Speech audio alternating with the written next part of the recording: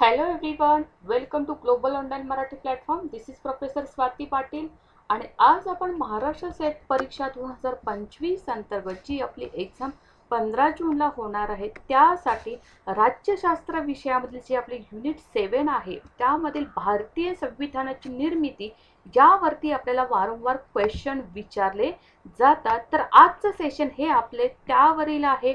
यावरती कुठले कुठले महत्त्वाचे क्वेश्चन येतात, sure short question for exam आपल्यासाठी काय असणार आहे ते आपण आजच्या सेशनमध्ये पाहणार आहोत. ठीक आहे, अजूनपर्यंत आपल्या चॅनलला कोणी सबस्क्राईब केलं नसेल त्यांनी जरूर करावं आणि शेवटपर्यंत हा व्हिडिओ बघा. आणि ज्या विद्यार्थ्यांना 15 जून हे ज्यांचं टार्गेट आहे, ज्या विद्यार्थ्यांनी या ठिकाणी या प्लॅटफॉर्मवरती ॲडमिशन घ्यायचे त्यांनी लवकरात लवकर घ्या, कारण 15 जून ही तारीख अत्यंत जवळ येत आहे. त्या दृष्टिकोनातून राज्यशास्त्र विषयामध्ये आपण तयारी करून घेत आहोत. तर आजच्या सेशनमध्ये आपण नेमके भारतीय संविधानाची निर्मिती यावरती कशा प्रकारचे क्वेश्चन विचारले जातात आणि एक्झामच्या दृष्टिकोनातून कोणकोणते प्रश्न अत्यंत महत्त्वाचे आहेत ते आज आपण पाहणार आहोत. ठीक आहे, पहिला प्रश्न या ठिकाणी असा आहे की the supreme court of India was set up by the. ठीक आहे, हे आपल्याला जवळपास सगळे कायद्यावरती प्रश्न विचारण्यात आलेला आहे की भारताच्या सर्वोच्च न्यायालयाची स्थापना खालील प्रमाणे झाली किंवा कोणत्या कायद्यानुसार झाली, असा हा आपल्याला प्रश्न विचारण्यात आलेला आहे. तुम्ही उत्तर ह्या ठिकाणी चॅट बॉक्समध्ये देऊ शकता, तुम्हाला तेवढा वेळ दिला जाईल. ठीक आहे, पहिला ऑप्शन काय देण्यात आलेला आहे की नियमन कायदा आहे, रेग्युलेटिंग ऍक्ट 1773चा जो आहे तो भारताच्या सर्वोच्च न्यायालयाची स्थापना झाली आहे का. दुसरा पर्याय देण्यात आला की पिट्स इंडिया कायदा 1784 झालेला आहे, संधी कायदा म्हणजे चार्टर्ड ऍक्ट 1813 आणि लास्ट वन ऑप्शन आहे की संधी कायदा 1822. तर यापैकी कोणतं असं आन्सर आहे, कोणतं उत्तर आहे की जे सुप्रीम कोर्ट ऑफ इंडियाची स्थापना करण्यात आलेली या ऍक्ट नुसार सुप्रीम कोर्ट काय अस्तित्वात आलेलं आहे. तुम्हाला थोडा वेळ दिला जाईल, त्यानुसार तुम्ही आन्सर देऊ शकता. ठीक आहे, तर भारताच्या सर्वोच्च न्यायालयाची स्थापना नेमकी आपल्याला पाहायला मिळते की जो रेग्युलेटिंग ऍक्ट जो होता 1773च्या कायद्यानुसार भारताच्या सर्वोच्च न्यायालयाची काय करण्यात आली होती, स्थापना करण्यात आलेली होती. नेमकी काय आहे त्याचं एक्सप्लेनेशन नेमकं काय आहे ते आपण या ठिकाणी पाहू शकतो. ईस्ट इंडिया कंपनीच्या राजवटीत जे काही घटनात्मक प्रयोग करण्यात आले, जे 1773 ते 1857 मध्ये जे काही ऍक्ट करण्यात आले, जे काही कायदे करण्यात आले त्यांना घटनात्मक प्रयोग असं म्हटलेलं आहे ईस्ट इंडिया कंपनीच्या राजवटीत. नंतर जे कायदे 1857 नंतर जे 1947 पर्यंत जे कायदे करण्यात आले त्यांना काय म्हटलं जातं, ते ब्रिटिश राजवटीच्या अंतर्गत करण्यात आलेले कायदे होते. बरोबर, तर 1773चा नियमन कायदा किंवा रेग्युलेटिंग ऍक्ट काय सांगतो, तर भारतातील केंद्रीकरणाची प्रक्रिया जी आहे ती नेमकी 1773च्या नियम कायद्यानुसार किंवा कायद्याद्वारे सुरू झालेली होती. यामध्ये नेमकं काय झालं, तर भारतातील ईस्ट इंडिया कंपनीच्या कारभारावर नियंत्रण आणि नियमन करण्यासाठी ब्रिटिश संसदेने पारित केलेला हा सगळ्यात पहिला कायदा आहे. म्हणजे जेव्हा 1600ला ईस्ट इंडिया कंपनी भारतात आली त्या पासून ते 1773 पर्यंत ब्रिटिश ईस्ट इंडिया कंपनीवरती कोणत्याही प्रकारचे नियंत्रण नियमन नव्हतं. ते 1773 मध्ये ब्रिटिश संसदेकडून पारित करण्यात आले. म्हणजे ईस्ट इंडिया कंपनीच्या कारभारावरती नियंत्रण ठेवण्याचं काम जे आहे ते ब्रिटिश संसदेने करायला घेतलेले ह्या कायद्यानुसार दिसून होतं. या कायद्यानुसार बंगालचा पहिला गव्हर्नर जनरल नेमण्यात आला, तोच बंगालचा गव्हर्नर म्हणून म्हटलं जातं. कोण होते याच्यावरती सुद्धा प्रश्न विचारण्यात येतात. तर वॉरेन हेस्टिंग्स जे आहे ते भारताचे पहिले गव्हर्नर जनरल होते. या कायद्याने नेमकं काय करण्यात आलं, तर या कायद्याने मुंबई आणि मद्रासच्या राज्यपालांना बंगालच्या राज्यपालांच्या अधीन करण्यात आलं. म्हणजे बंगालच्या अधीन आपल्याला मुंबई आणि मद्रासची जी प्रायव्हसी होती ती सगळी ह्या गोष्टी अधीन करण्यात आलेली होती. गव्हर्नर जनरलला नियम आणि कायदे बनवण्याचे अधिकार देण्यात आले होते, जे वॉरेन हेस्टिंग्स होते. त्यासोबतच गव्हर्नर जनरलला कंपनीच्या संचालकाचे काय आदेशाचे पालन सुद्धा करावे लागत होते. त्यानुसारच नियामक कायदा 1773च्या तरतुदीनुसारच 1774 मध्ये कलकत्ता हे ते सर्वोच्च न्यायालयाची देखील स्थापना करण्यात आलेली आहे. 1774 मध्ये सर्वोच्च न्यायालयाची स्थापना करण्यात आलेली आहे, पण कोणत्या कायद्यानुसार? तर तो नियामक कायदा 1773च्या कायद्यानुसार ही स्थापना करण्यात आलेली आहे. म्हणून याचं आन्सर जे आहे की नियमन कायदा किंवा रेग्युलेटिंग ऍक्ट 1773 नुसार भारताच्या सर्वोच्च न्यायालयाची स्थापना करण्यात आलेली आहे. अशाच पद्धतीने तुम्हाला जर क्वेश्चन आन्सर फॉर्मॅटमध्ये जर तुम्हाला तयारी करायची असेल आणि 15 जूनच्या एक्झामसाठी अगदी कमी कालावधी राहिलेलं आहे, ज्यांचं टार्गेट 15 जून आहे 2025 साठीची, त्यांच्यासाठी 2 महिन्याची एक नवीन बॅच आम्ही लॉन्च करत आहोत.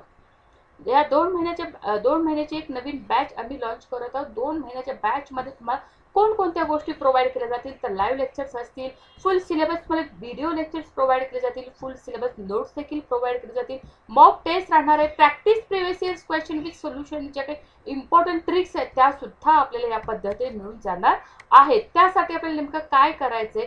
जे की आपली रेग्युलर बॅच होती महाराष्ट्र सेट 2025, याचं फी स्ट्रक्चर काय होतं? तर फी होती 10,000 रुपये आणि डिस्काउंट करून ती 8,000 होती. मात्र 2 महिन्याच्या बॅच साठी तुम्हाला स्पेशल ऑफर देण्यात येत आहे. ती नेमकी ऑफर किती आहे हे तुम्हाला या ठिकाणी दिलेल्या कॉन्टॅक्ट नंबरवरती कॉन्टॅक्ट करून विचारायचे आहे, जेणेकरून तुम्हाला 2 महिन्याची नवीन बॅच आहे ती 2 महिन्यामध्ये टोटल तुमचा पॉलिटिकल सायन्सचा सिलेबस, 2 महिन्यात पॉलिटिकल सायन्सचे व्हिडिओ लेक्चर, नोट्स, या सगळ्या गोष्टी तुम्हाला या ठिकाणी प्रोव्हाइड करण्यात येतील.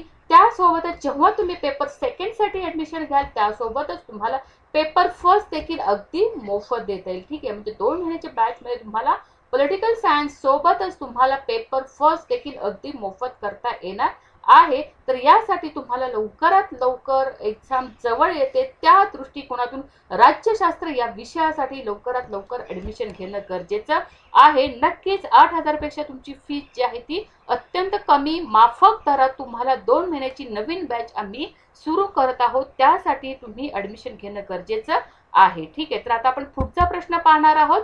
Which of the following is not a feature of the chartered act 1833? या ठिकाणी आपण लक्षात घ्यायचे की प्रश्न नेमके कसे विचारले जातात. येते लक्षात की 1833च्या चार्टर्ड कायद्याचे खाली कोणते वैशिष्ट्य नाही असं आपल्याला विचारता आलं. आपल्याला नेहमी लक्षात ठेवायचे प्रश्न विचारायची पद्धत कशी असते. प्रश्न हा अगदी काळजीपूर्वक वाचायचा, अगदी घाई गडबडीत वाचायचं नाही. नेमकं आपल्याला काय दिले हे कळायला पाहिजे. क्वेश्चन जेव्हा आपण नीट वाचतो तेव्हा त्याला अंडरलाईन करायचे, राऊंड करायचे, होय विचारले, नाही विचारले किंवा होय नाही असे विचारले, या गोष्टी जर काळजीपूर्वक लक्षपूर्वक जर केल्या तर तुम्हाला उत्तर शोधताना तुम्हाला अडचणी येणार नाही. तर आपल्याला नेमकं या ठिकाणी काय विचारले की 1833 मध्ये कोणते वैशिष्ट्य आहेत असा प्रश्न आपल्याला विचारण्यात आलेला नाही, तर कोणतं नाहीये हे आपल्याला विचारण्यात आले.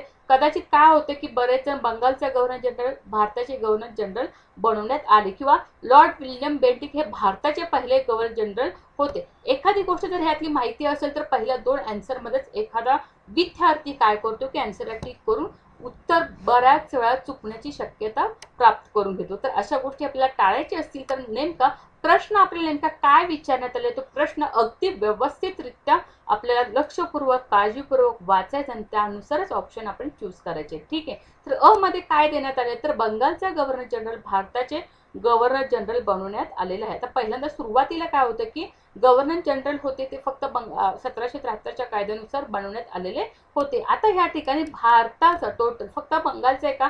नाही, तर भारताचा गव्हर्नर जनरल म्हणून बनवण्यात आलेलं आहे. हे 1833 नुसार आहे का हे आपल्याला पाहायचंय. Next one, Lord William Bentinck हे भारताचे पहिले गव्हर्नर जनरल होते.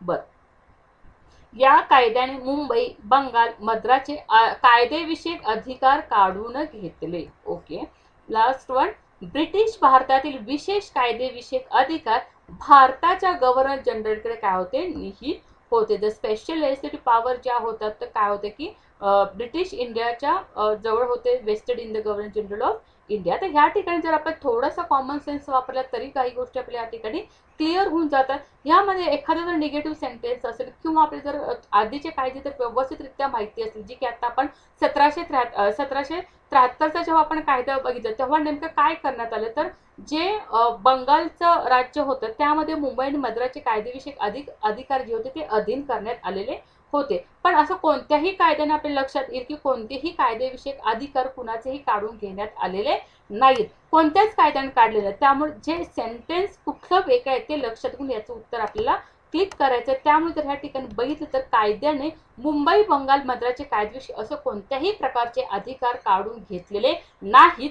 त्यामुळे 1833च्या चार्टर्ड कायद्याने जे कोणते वैशिष्ट्य नसेल ते ऑप्शन सी असणार आहे. बाकीचे जे वैशिष्ट्य आहेत ते आपले अ, ब आणि ड मध्ये देण्यात आलेले आहेत. ठीक आहे, आता हा नेमका कायदा काय हे आपण बघू शकतो. 1833च्या चार्टर्ड कायदा जेव्हा आपण बघितला त्यामध्ये विल्यम बेंटिंक हे भारताचे पहिले गव्हर्नर जनरल होते. भारताचे गव्हर्नर जनरलची ओळख झालेली होती. मग त्या कंपनीच्या सर्व नागरी लष्करी बाबीवर देखरेख नियंत्रित निर्देशित करण्याचा अधिकार सुद्धा देण्यात आलेला होता. येथे लक्षात नेमकी कंपनीची व्यापारी स्थिती काय होती तर प्रदेश ताब्यात घेण्यासाठी महसूल वसुलीच्या कंपनीत जवळपास 20 वर्षाचा किंवा चार्टर्ड कायदा अंतर्गत वाढवण्यात आलं. पुढे आणखी 20 वर्ष वाढवण्यात आलेलं होतं. ठीक आहे, आणि चीन सोबत जो काही व्यापार असेल आणि चहामध्ये कंपनीची काही मक्तेदारी संपलेली होती. त्यासोबतच अजून महत्त्वाचं काय तर एक लॉ कमिशन स्थापन करण्यात आलेलं होतं आणि त्याचे जे महत्त्वाचे सदस्य म्हणून ज्यांची निवड करण्यात आली ते लॉर्ड मेकल होते. म्हणजे अशा पद्धतीने आपल्या 1833चा चार्टर्ड कायदा काय आहे ह्या गोष्टी आपल्या या ठिकाणी लक्षात येतात. ठीक आहे, पुढचा प्रश्न आहे who among the following was the first viceroy of India. ठीक आहे, म्हणजे अशा प्रकारचे प्रश्न आपल्याला विचारण्यात येतात किंवा 1833च्या कायद्यानुसार पहिला भारताचा गव्हर्नर जनरल कोण होता. ज्या पद्धतीने आपण लॉर्ड विल्यम बेंटिंक पाहिलं होतं त्याच पद्धतीने व्हायसरॉय हे पद कधी आलं, केव्हापासून आलं आणि सगळ्यात सुरुवातीला भारताचे पहिले व्हायसरॉय कोण होते या गोष्टी आपल्याला माहिती असणं गरजेचं आहे. त्यामुळे हे अत्यंत महत्त्वाचा टॉपिक आहे. भारताच्या संविधानाची निर्मिती यावरती हमखास प्रश्न येतो. एखादा प्रश्न हा कायद्यावर असतो. त्यामुळं त्या गोष्टींची तयारी होण्यासाठी हे आपलं आजचं सेशन आहे. आवडल्यास जरूर लाईक करा, शेअर करा आणि सबस्क्राईब करा. ठीक आहे, आणि लवकरात लवकर ॲडमिशन घ्या कारण 15 जून खूप जवळ तारीख येते. 2 महिन्याच्या बॅचमध्ये अशा पद्धतीने क्वेश्चनची तयारी तुमची करून घेण्यात येणार आहे. ठीक आहे, आता नेमकं आपल्याला काय विचारले तर भारताचे पहिले व्हायसरॉय कोण आहे. Warren Hastings, William Bentinck, Lord Canning का लॉर्ड डलहौसी. आता जर आपण ह्या ठिकाणी जर पाहिलं हेस्टिंग कुठे होते तर 1773 मध्ये त्यांना जनरलचा बंगालच्या गव्हर्नर जनरलचा काय दर्जा देण्यात आलेला होता. विल्यम बेंटिंक जर आपण बघितलं की 1833च्या कायद्यानुसार त्यांना भारताचे गव्हर्नर जनरल करण्यात आले होते. त्यामुळे या ठिकाणी हे 2 ऑप्शन आहेत ते इलिमिनेट होताना दिसून येतात. आता राहतो पर्याय लॉर्ड कॅनिंग आणि लॉर्ड डलहौसी. आता लॉर्ड डलहौसी जर आपण बघितलं तर 1885च्या आसपास हे जेव्हा आपले ह्याची स्थापना झालेली आपल्या काँग्रेसची स्थापना झाली त्या कालावधीमध्ये डलहौसी वगैरे होते असं म्हणता येईल. मग त्यावेळी तुम्हाला जर वाटलं तर ऑप्शन तुम्ही क ला काय करू शकता पर्याय योग्य म्हणून निवडू शकता. लॉर्ड डलहौसी विषयी थोडंसं कन्फ्युजन आहे तरी तुम्ही बघू शकता. ठीक आहे, हरकत नाही. पण ह्याचा आन्सर हे 50-50 मध्ये जेव्हा येतं तेव्हा आपल्या लक्षात आलं पाहिजे की नेमकं कॅनिंगचा कालावधी किती होता, लॉर्ड डलहौसीचा कालावधी किती होता. त्यानुसार तुम्हाला नेमकं भारताचे पहिले व्हायसरॉय कोण आहे हे लक्षात येईल. त्याचा आन्सर आहे सी, जे की भारताचे पहिले व्हायसरॉय म्हणून लॉर्ड कॅनिंग यांची निवड करण्यात आलेली होती. हा कायदा नेमका कधीचा आहे तर 1858चा कायदा आहे. ज्यावेळी व्हायसरॉयची नियुक्ती थेट ब्रिटिश सरकारने केली होती आणि भारताचे पहिले व्हायसरॉय म्हणून लॉर्ड कॅनिंग यांना नियुक्त करण्यात आलेलं होतं. म्हणजे भारताच्या गव्हर्नर जनरलची पदवी ही जी नेमकी आहे ती कशामध्ये कन्वर्ट करण्यात आली होती की व्हायसरॉयमध्ये कन्वर्ट करण्यात आलेली होती. आता त्यासोबत 1857चा उठाव झाला, त्याचे परिणाम झाले आणि त्या परिणामानंतर मग ह्या गोष्टी आहेत की व्हायसरॉयची निवड वगैरे हे आपल्याला भारत सरकार कायदा 1858 अंतर्गत करण्यात आलेला दिसून येतो. आता पुढील प्रश्न आहे खालीलपैकी कोणता कायदा कायदे मंडळाला अर्थसंकल्पावर चर्चा करण्याचा अधिकार देतो. अतिशय महत्त्वाचा प्रश्न आहे हा. प्रश्न विचारून सुद्धा झालेल्या नेटच्या एक्झामसाठी which of the following laws empower the legislature to discuss on budget. ठीक आहे, असा कोणता कायदा आहे जो की गव्हर्नमेंट ऑफ इंडिया ॲक्ट 1858 आहे, इंडियन ॲक्ट 1861 आहे, काउन्सिल ऑफ इंडिया ॲक्ट 1892 आहे का गव्हर्नमेंट ऑफ इंडिया ॲक्ट 1909 आहे, जेणेकरून कायदे मंडळाला आपल्या अर्थसंकल्पावर चर्चा करण्याचा अधिकार देण्यात आलेला आहे. या ठिकाणी आपल्या सेशनमध्ये आपल्या या प्लॅटफॉर्मवरती तुम्हाला प्रत्येक कायद्याच्या ज्या काही तरतुदी आहेत त्यानुसार तुम्हाला नोट्स दिल्या जातील, त्या करून घेतल्या जातील.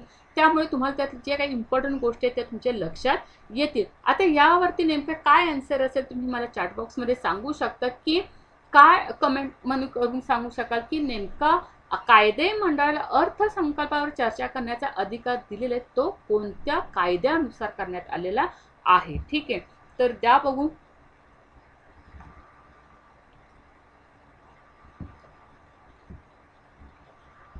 ठीक आहे, तर आपण पाहू शकतो की कायदे मंडळाला अर्थसंकल्पावर चर्चा करण्याचा अधिकार जो आहे तो 1892च्या ॲक्टनुसार देण्यात आलेला आहे. त्यालाच काउन्सिल ऑफ इंडिया ॲक्ट 1892 नुसार म्हटलं जातं. 1858 मध्ये तर लगेच अर्थसंकल्पावर चर्चा करण्याचा अधिकार दिलेला नाही. 1861ला पण नाहीये. 1909चा कायदा जो आहे तो मोर्ले मिंटो सुधारणा कायदा, त्यामध्ये बऱ्याच गोष्टी घडल्या. त्यावरती कायदे मंडळाला अर्थसंकल्पावर चर्चा करण्याचा अधिकार देण्यात आलेला नव्हता. पण काउन्सिल ऑफ इंडिया ॲक्ट 1892 नुसार आपल्याला कायदे मंडळाला अर्थसंकल्पावर चर्चा करण्याचा अधिकार देतो. म्हणजे हा भारतीय परिषद कायदा 1892चा अत्यंत महत्त्वाचा आहे की ज्यामध्ये बरेचसे चेंजेस आपल्याला दिसून येतात. ज्यामध्ये ब्रिटिश भारतातील ज्या काही विधान परिषदा काउन्सिल ऑफ स्टेट होत्या त्यांच्यामध्ये सुधारणा करण्यात आल्या. केंद्रीय किंवा प्रांतीय परिषदेमध्ये सदस्यांची संख्या वाढवली होती. त्यांना अर्थसंकल्पावर विचार विनिमय करण्याचा अधिकार देण्यात आलेला होता. त्यासोबतच कार्यकारिणीला प्रश्न देखील विचारण्याचा अधिकार देण्यात आलेला होता. तसेच कायद्याचे महत्त्व बघितले तर घटनात्मक राजकीय इतिहासाला एक अत्यंत महत्त्वाचा भाग म्हणून त्याच्याकडे पाहिलं जातं. ब्रिटिश भारतातील प्रशासनामध्ये भारतीयांचा सहभाग वाढलेला दिसून येतो. त्यासोबतच भारतीय परिषद कायदा 1892 हे आधुनिक भारतातील प्रतिनिधी सरकारच्या दिशेने पडलेलं पहिलं पाऊल देखील त्याला म्हटलं जातं. म्हणजे अशा पद्धतीने भारतीय परिषद कायदा 1892च्या कायद्यानुसार अर्थसंकल्पावरती विचार विनिमय करण्याचा अधिकार देण्यात आला. त्याच पद्धतीने कार्यकारिणीला प्रश्न विचारण्याचा सुद्धा अधिकार आपल्या ह्या इंडियन काउन्सिल ॲक्ट नुसार मिळालेला दिसून येतो. Next question, who among the following is non as the father of communal electro. ठीक आहे, अशा पद्धतीचे वन लाइनर क्वेश्चन पडतातच की नेमकं आपल्याला कोण आहेत ते माहिती असायला हवं. खालीलपैकी कोणाला सांप्रदायिक मतदारसंघाचे जनक म्हणून ओळखलं जातं? फादर ऑफ कम्युनल इलेक्ट्रो, जे की त्यांनी काय केले की फूट पाडण्याचा प्रयत्न केलेला होता किंवा नेमकं त्यांनी काय केलेलं आहे की जो कायदा होता त्या कायद्याअंतर्गत ह्या गोष्टी करण्यात आलेल्या होत्या. लॉर्ड डलहौसी असतील, लॉर्ड मिंटो असतील, लॉर्ड मोर्ले का रॅम्से मॅकमोहन. जर हा कायदा बघितला तर हा 1909ला करण्यात आला होता. त्यावेळी जे लोक होते त्यांच्यानुसार किंवा त्यावेळी जे लॉर्ड जनरल वगैरे होते त्यांच्यानुसार त्यांना फादर ऑफ कम्युनल इलेक्ट्रोड असं म्हटलं जातं. नेमकं कोण होते तर लॉर्ड मिंटो जे आहेत त्यांचा समावेश हा सांप्रदायिक मतदारसंघाचे जनक म्हणून केला जातो. काय सांगण्यात आलेलं आहे त्याच्याविषयी तर 1909चा हा कायदा आहे ज्या ठिकाणी केंद्रीय प्रांतीय दोन्ही विधान परिषदांचा परिषदांचा आकार लक्षणीयरित्या वाढवलेला आहे. जी सदस्यांची संख्या जवळपास 16वरून 60 करण्यात आलेली होती. केंद्रीय विधान परिषद अधिकृत बहुमत सुद्धा राखले गेलेले होते. सगळ्यात महत्त्वाचं म्हणजे जी सांप्रदायिकता कायदेशीर केली होती त्यामध्ये लॉर्ड मिंटो यांना सांप्रदायिक मतदारसंघाचे जनक म्हणून ओळखण्यात आलेले होते. बरोबर, म्हणजे त्यासोबतच अर्थसंकल्पावर ठराव मांडण्याची, इतर गोष्टी करण्याची सुद्धा किंवा सदस्यांना पूरक प्रश्न विचारण्याची, दोन्ही विधान परिषदांची विचारपूस करण्याची अशा पद्धतीने जी काही कार्ये होती त्यामध्ये काय केलेलं वाढ करण्यात आलेली होती. आणि अत्यंत महत्त्वाचं म्हणजे स्वतंत्र मतदारसंघ ही जी संकल्पना, स्वतंत्र मतदारसंघ हवा त्यामुळेच कम्युनल अवॉर्ड ही कन्सेप्ट आलेली आहे. ही संकल्पना स्वीकारून मुस्लिमांसाठी सांप्रदायिक प्रतिनिधित्वाची व्यवस्था सुरू करण्यात आली आणि या अंतर्गत मुस्लिम सदस्यांची निवड फक्त मुस्लिम मतदाराद्वारेच करायची होती. अशा प्रकारे या कायद्याने सांप्रदायिकता कायदेशीर केलेली होती. म्हणून या कायद्याला किंवा म्हणून लॉर्ड मिंटोला सांप्रदायिक मतदारसंघाचे जनक म्हणून ओळखलं जातं 1909च्या कायद्याअंतर्गत. म्हणजे अशा ज्या काही गोष्टी आहेत, असे जे कायदे आहेत त्यानुसार त्यातले काही कोणकोणत्या महत्त्वपूर्ण गोष्टी आहेत ह्या गोष्टी लक्षात ठेवून आपल्याला त्याच्या वैशिष्ट्यानुसार येणाऱ्या प्रश्नांची चर्चा करायची आहे. ठीक आहे, इथंपर्यंत तुम्हाला काही शंका असेल तर जरूर विचारू शकता. ठीक आहे, पुढचा प्रश्न बघू शकतो. खालीलपैकी कोणत्या कायद्याने भारतात पहिल्यांदा द्विसदनी वरिष्ठ सभागृह आणि कनिष्ठ सभागृह अशा थेट निवडणुका आणला. ठीक आहे, म्हणजे which of the following laws introduce bicameralism, upper house and lower house and direct elections for the first time in India. फिट्स इंडिया ऍक्ट नुसार आणलं का, गव्हर्नमेंट ऑफ इंडिया ऍक्ट 1909 आणलं का, गव्हर्नमेंट ऑफ इंडिया ऍक्ट 1919 आणलं का, का government of India act 1935.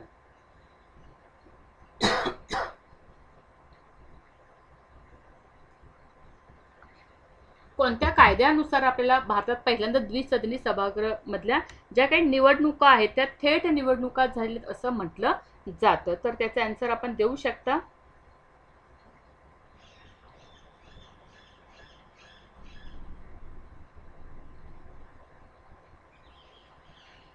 तर आपण या ठिकाणी बघू शकतो की खालीलपैकी कायद्याने पहिल्यांदा द्विसदनी वरिष्ठ सभागृह आणि कनिष्ठ सभागृह जे आणले तो भारत सरकार कायदा 1919 अंतर्गत जे आहे त्याच्यामध्ये द्विसदनी निवडणुका पार पाडण्यात आलेल्या होत्या. त्या नेमक्या कशा आहेत ते आपण पाहूया.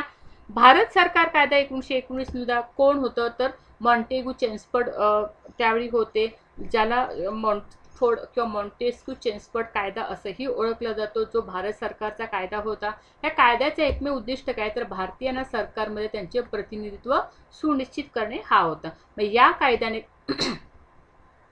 कायद्याने केंद्र आणि प्रांतीय पातळीवरती सरकारमध्ये बऱ्याच सुधारणा आणलेल्या होत्या. आता नेमक्या काय सुधारणा होत्या विधिमंडळातील तर द्विसदनी कायदेमंडळ होतं. या कायद्याने द्विसदनी कायदेमंडळाची ओळख करून दिली होती, ज्यात कनिष्ठ सभागृह आणि केंद्रीय कायदेमंडळ आणि उच्च सभागृह राज्य परिषद काउन्सिल ऑफ स्टेट यांची सुधारणा करण्यात आलेली होती. या सुधारणांतर्गत कायदे करताना आता प्रश्न पूरक प्रश्न विचारता येत होता, स्थगन प्रस्ताव मांडता येत होता, अर्थसंकल्पाचा एक भाग म्हणून मतदान देखील करता येत होते. परंतु अर्थसंकल्पाचा 75% भाग अजूनही मतदान करण्यायोग्य त्या ठिकाणी नव्हता.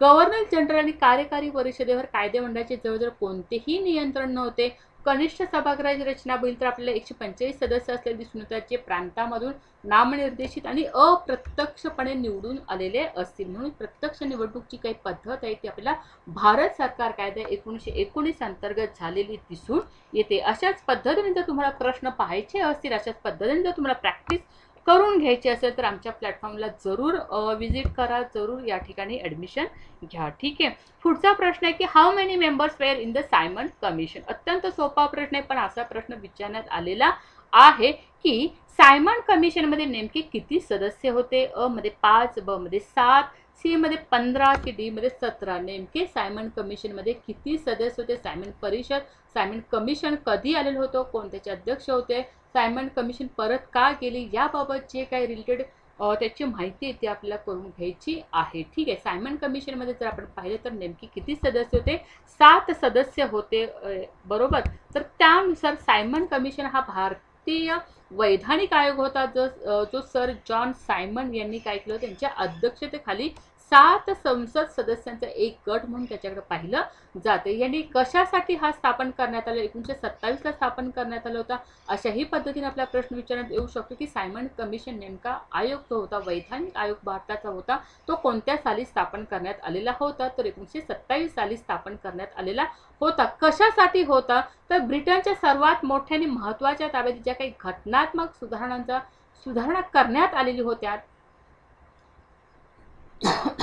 ज्या काही घटनात्मक सुधारणा करण्यात आलेल्या होत्या त्याचा अभ्यास करण्यासाठी हा आयोग ब्रिटिश भारतामध्ये पाठवण्यात आलेला होता. कधी घटनात्मक सुधारणा करण्यात आल्या तर 1919चा कायदा जो करण्यात आला होता त्याच्यामध्ये किंवा त्या 1919च्या भारत सरकार कायदा शासन योजनेच्या प्रगतीचा अभ्यास करण्यासाठी 10 वर्षानंतर नवीन पावले सुचवण्यासाठी हा एक विशिष्ट प्रकारचा एक आयोग जो होता तो काय करण्यात आला, नियुक्त करण्यात आलेला होता. पण हा आयोग यशस्वी झाला का नाही, कारण या आयोगामध्ये एकही भारतीयांचा समावेश करण्यात आलेला नव्हता, म्हणून हा आयोग अयशस्वी झालेला दिसून येतो. राष्ट्रीय नेत्यांनी स्वातंत्र्याने त्याच्यावरती तीव्र विरोध दर्शवलेला होता. सायमन परत जा वगैरे अशा प्रकारच्या, गो बॅक सायमन अशा प्रकारच्या घोषणा दिल्या होत्या. सायमनला काळे झेंडे दाखवण्यात आले होते. अशा पद्धतीने नेमकी सायमन कमिशन काय आहे यावरती कसे प्रश्न विचारतात हे आपण ह्या ठिकाणी पाहिलेलं आहे. ठीक आहे, पुढचा प्रश्न आहे की ब्रिटिश पंतप्रधान रॅम्से मॅकडॉनल्ड यांनी कोणत्या वर्षी सांप्रदायिक पुरस्कार केला? येथे रॅम्से मॅकडॉनल्ड यांनी कम्युनल अवॉर्ड, मागा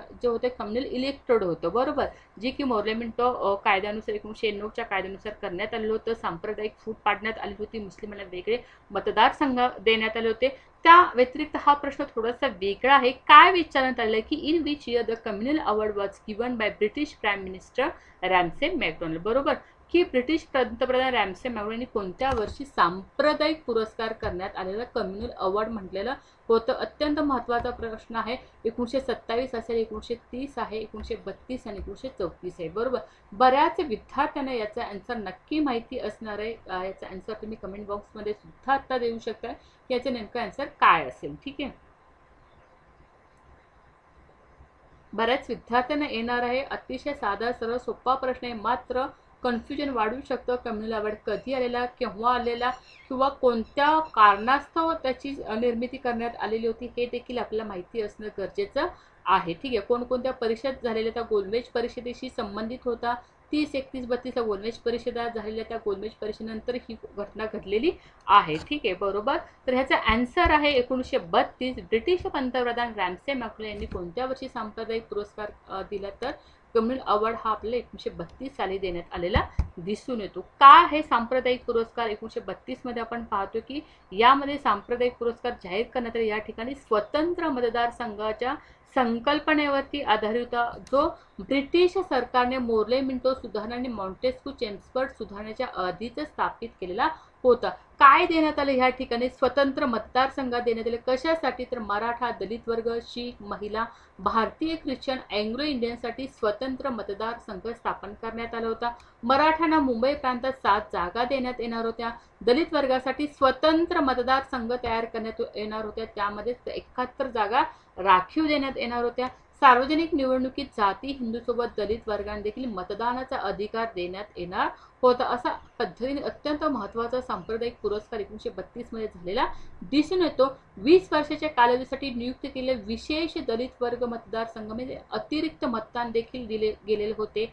प्रांतीय कायदे मंडळातील जागा सांप्रदायिक आधारावरती वाटल्या. प्रांतीय कायदे मंडळाचे विद्यमान जागा दुप्पट करण्यात आल्या आणि सगळ्यात महत्त्वाचं म्हणजे मुस्लिम अल्पसंख्याक ज्या ठिकाणी असतील तिथे त्यांना महत्त्व देखील प्राप्त करून देण्यात आलेलं होतं. महिलांसाठी एक वेगळ्या प्रकारचं आरक्षण देण्यात आलेलं होतं. वायव्य सरहद्द प्रांत वगळता सर्व प्रांतामध्ये महिलांसाठी जवळपास 3% जागा देखील राखीव ठेवण्यात येणार होता. अशा पद्धतीने हा सांप्रदायिक पुरस्कार आपल्याला 1932 ला करण्यात आलेला दिसून येतो. ठीक आहे, अतिशय महत्त्वाचं याच्यावरती क्वेश्चन विचारले जातात. आता प्रांतिक स्वायत्ततेची नेमकी सुरुवात कोणत्या कायद्याने झाली? ठीक आहे, पुढचा प्रश्न आहे की provincial autonomy began with government of India act. हा प्रश्न विचारण्यात आलेला होता. 1909 आहे, 1919 आहे, 1935 आहे का 1935? ज्यामध्ये प्रांतिक स्वायत्तता देण्यात आलेली होती. कोणत्या कायद्यानुसार प्रांतिक स्वायत्तता देण्यात येणार होती? तर 1935च्या कायद्यानुसार प्रांतिक स्वायत्तता भारत सरकारच्या कायद्याने अधीन करण्यात आलेली होती. काय आहे 1935चा भारत सरकार कायदा? तर त्यामध्ये आपण बऱ्याच गोष्टी बघू शकतो की यामध्ये द्विदलशाही रद्द करण्यात आलेली होती. द्यारकी म्हटलं जाते की ती रद्द करण्यात आलेली होती. तर त्याऐवजी प्रांतीय स्वायत्तता सुरू करण्यात आलेली होती. यामुळे कायद्याने प्रांतामध्ये जबाबदार सरकार सुरू करण्यात आले होते. म्हणजे राज्यपालांना प्रांतीय कायद्यामध्ये जबाबदार असलेल्या मंत्र्याच्या सल्ल्याने काम करावे लागणार होते. मग बंगाल, मुंबई, मद्रास, बिहार, आसाम, संयुक्त प्रांत या 6 प्रांतामध्ये द्विसदनी व्यवस्था जी आहे ती लागू करण्यात आलेली होती. त्यासोबतच दलित वर्ग, महिला, कामगारांसाठी वेगळे मतदारसंघ सुद्धा पुढे वाढवण्यात आलेले होते. म्हणजे अशा पद्धतीने आपल्याला 1935च्या महत्त्वाच्या कायद्याने ज्या काही सुधारणा करण्यात आल्या त्या या ठिकाणी आपण पाहू शकतो. केंद्रीय लोकसेवा आयोगाची स्थापना करण्यात आली, प्रांतीय लोकसेवा आयोगाची स्थापना करण्यात आली, संयुक्त लोकसेवा असेल, संघीय न्यायिक व्यवस्था असेल, भारतीय रिझर्व्ह बँकेची सुद्धा स्थापना जी आहे ती 1935च्या भारत सरकारच्या कायद्यानुसार करण्यात आलेली होती. अशा पद्धतीने अतिशय महत्त्वपूर्ण कायदा जो आहे तो 1935चा कायदा समजला जातो. ठीक आहे, पुढचा प्रश्न. On which date the last viceroy Lord Mountbatten proposed a plan also known as Mountbatten plan for or partition plan. ठीक आहे, तर जे शेवटचे व्हायसरॉय लॉर्ड माउंटबॅटन होते यांनी कोणत्या तारखेला माउंटबॅटन योजना किंवा फाळणी योजना म्हणून ओळखली जाणारी जी योजना होती त्याचा प्रस्ताव केलेला होता. जी शेवटची योजना म्हणून त्याच्याकडे पाहिलं जातं. पहिल्यामध्ये दिलेलं की 3 जून 1946, 30 जून 1946, 3 जून 1947, 30 जून 1947. ठीक आहे. आता बरंच कॉम्प्लिकेशन आहे, बरेच पर्याय एकसारखे वाटतात. यामध्ये जी एक्झॅक्ट डेट आहे माउंटबॅटन प्लॅनची किंवा फाळणी योजना जी म्हटली जाते पार्टिशन प्लॅन बाबतची योजना आहे ती नेमकी कधी झाली ही आपल्याला एक्झॅक्टली याची डेट माहितीच पाहिजे. म्हणून अशा पद्धतीने प्रश्न विचारण्यात आलेला आहे. माउंटबॅटन प्लॅन कधी यशस्वी झाला, कधी मांडण्यात आला, तर ही 47लाच मांडण्यात आला. पण नेमकं कोणत्या 47ला जर आता बघितलं हे दोन एलिमिनेट होऊ शकतात. 3 जून का 30 जून किती जवळच्या तारखे किंवा सिमिलॅरिटीज किती पाळली गेलेली आहे बघा. तर याचं एक्झॅक्ट उत्तर आहे की 3 जून 1947 रोजी शेवटचे व्हाईसरॉय माउंटबॅटन यांनी माउंटबॅटन योजना किंवा फाळणी योजना म्हणून ओळखली जाणारी योजना जी होती ती प्रस्तावित केलेली होती. काय आहे याचं एक्सप्लेनेशन, तर 1947चा भारतीय स्वातंत्र्य कायदा जो करण्यात आलेला होता त्यामध्ये 5 जुलै रोजी ब्रिटिश संसदेने त्या ठिकाणी मंजूर झाला. 18 जुलै त्याला संमती देण्यात आली. पुढे भारताचे व्हाईसरॉय जे होते माउंटबॅटन आणि ब्रिटनचे पंतप्रधान जे होते ॲटली यांनी नेमकं काय केलं, तर 3 जून 1947 रोजी भारतीय राष्ट्रीय काँग्रेस असेल, मुस्लिम लीग असेल, शीख समुदायाच्या प्रतिनिधीशी सल्लामसलत केल्यानंतर ब्रिटिश भारतीय वसाहतीचे भारत आणि पाकिस्तानमध्ये विभाजन करण्याची योजना करण्यात आलेली होती. त्याला फाळणी योजना असं म्हटलं जातं. त्याची तारीख आहे 3 जून 1947. तर अशा पद्धतीने महत्त्वपूर्ण जे कायदे होते जवळपास आपले 1773 पासून ते 1947 पर्यंत ज्या कायद्यावरती अत्यंत महत्त्वपूर्ण प्रश्न विचारण्यात किंवा एक्सपेक्टेड शॉर्ट क्वेश्चन जे तुम्हाला विचारण्यात येणार होते ते सगळे क्वेश्चन आपण आजच्या सेशनमध्ये पाहिलेले आहेत. अशाच पद्धतीने जादाचे क्वेश्चन सुद्धा तुम्हाला पाहायला मिळतील. ते आपल्याला रेकॉर्डेड सेशनमध्ये आपल्या ह्या प्लॅटफॉर्ममध्ये आम्ही लाईव्ह सेशन मार्फत तुम्हाला घेण्यात येणार आहे. त्यासाठी जे 15 जून 2025 साठी टार्गेट करत आहे त्यांच्यासाठी ग्लोबल ऑनलाईन मराठी प्लॅटफॉर्मवरती राज्यशास्त्र विषयासाठी अत्यंत महत्त्वपूर्ण हा कोर्स आम्ही चालू केलेला आहे. 2 महिन्यासाठी ही स्पेशल बॅच असणारे, फी अगदी माफक असणार आहे. त्यामुळे ज्या विद्यार्थ्यांना या वर्षीचं टार्गेट की या वर्षीच्या अटेम्प्टमध्ये क्रॅक करायचं, या वर्षीच्या अटेम्प्टमध्ये ज्यांना पास व्हायचे त्यांनी लवकरात लवकर या प्लॅटफॉर्मवरती जॉईन व्हायचं आहे, ॲडमिशन घ्यायचं आहे, जेणेकरून येणाऱ्या एक्झाममध्ये तुम्ही नक्की पास व्हाल. यामध्ये बऱ्याच गोष्टी तुम्हाला क्लिअर करता येतील की बऱ्याच लोकांचे 4 ते 5 वर्षापासून अजूनपर्यंत लोक ट्राय करतात, अजून एक्झाम क्वालिफाय होत नाही. तर त्या लोकांसाठी सुद्धा वेगळं स्पेशल लक्ष देण्यात येत आहे. कारण मी स्वतः सेटनेट क्वालिफाय असल्या कारणामुळे तुम्हाला जितके काही क्वेश्चन असतील त्या रिलेटेड मी सगळ्या गोष्टींचं निरसन करणार आहे. त्यासोबत व्हॉट्सअप ग्रुप आपला असणार आहे. स्पेशल मेंटरशिपची कन्सेप्टसुद्धा आपण या ठिकाणी राबवत आहोत. तर त्या दृष्टिकोनातून राज्यशास्त्र विषयामध्ये जर तुम्हाला क्वालिफाय व्हायचं असेल तर ग्लोबल ऑनलाईन प्लॅटफॉर्मवरती तुम्हाला ॲडमिशन घ्यायचं आहे. ठीक आहे. आणखी जरी काही शंका असतील तर कमेंट बॉक्समध्ये जरूर तुम्ही विचारू शकता. ठीक आहे. अशाच पद्धतीने जर तुम्हाला लेक्चर जॉईन करायचं असेल तर आमच्या चॅनलला शेअर करा, लाईक करा आणि सबस्क्राईब करा. ठीक आहे. आजचं सेशन आपण ह्या ठिकाणी समाप्त करत आहोत. धन्यवाद.